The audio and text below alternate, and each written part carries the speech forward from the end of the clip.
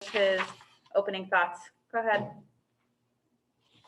Yeah, we got off to a bit of a rough start. I thought we were playing hard, but they were just playing a little better. And, 36 is a lot to give up in the first quarter, but our second quarter got us back on track. We had a lead at halftime, and then, second half, we did what we needed to do to get the win.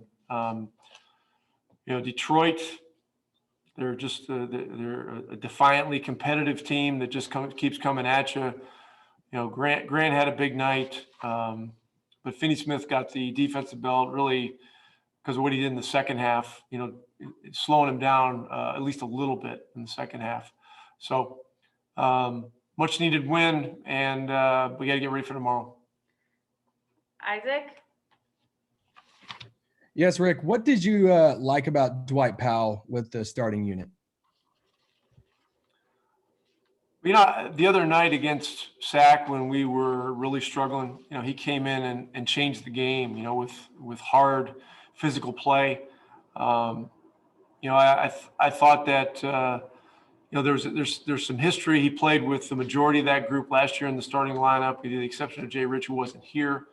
I just thought it was a change up that we needed. Going forward, we'll see. There's going to be some fluidity with the lineup based on matchups. Lakers are coming in here with Davis and Drummond and a lot of other good players. So we'll look at everything and see what's what before tomorrow. But Powell's just he kind of stands for who we want to be as a team and an organization. Just selfless, unconditionally competitive and all about winning. Tim Cato? Hey, Rick, were the defensive problems that caused the slow start the same, would you say, as the past 5 games, or were they kind of different compared to those showings? I mean, the problem tonight was that Grant got us on some cross matches. He hit a couple of early shots. He got a couple of and ones. It just that got them going, and it got us up against it a little bit. But we kept our poise and kept battling in there. And look, as I've been saying, all these games are tough. If NBA games weren't tough, they'd be pulling people off of Zoom calls and off the street to play them. And behind the desk, be pulling guys like me to play him, and that wouldn't be good. We'd like to see that. Callie? We wouldn't like to see that. Hey, Rick. Yeah, you wouldn't like to see me in one of those games either. Wondering, do you have any update on Maxi after he left the game in the second quarter?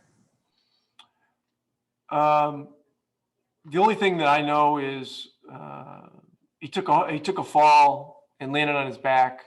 To my knowledge, from what I heard, X-rays were negative. But he's got a pretty substantial bruise based on, what Casey told me and Doc told me and how he's moving.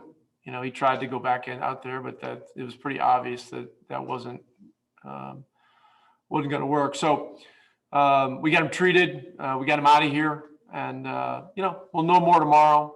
We'll see how sore he is in the morning and all that. But it was it was a tough fall. I mean, he hit hard, and I don't remember who charged into him, but that was a hard hit too. Tim McMahon, last one. Hey, Rick. As you guys get closer to play-in or playoffs, how much does standings in that situation factor into the decision with KP on back-to-backs? Yeah, listen, we're trying to win as many games as we can, obviously. I'm encouraged by, moderate minutes tonight. I think he and Luka both played 33, which is, that's not a huge amount, which is good. That's the only good thing about him being in foul trouble tonight, is it probably knocked a couple of minutes off. But it really is more about how he's feeling and those kinds of things. We wouldn't we wouldn't make decisions on whether to play guys and, if there was any reason or any evidence that it would compromise, them physically. So I'm hopeful that he'll be good for tomorrow. But I really have not talked to Casey about it yet, and I have not talked to him about it yet. So we'll see. I wouldn't make any assumptions at this point. All right, thanks, Coach. Like I said,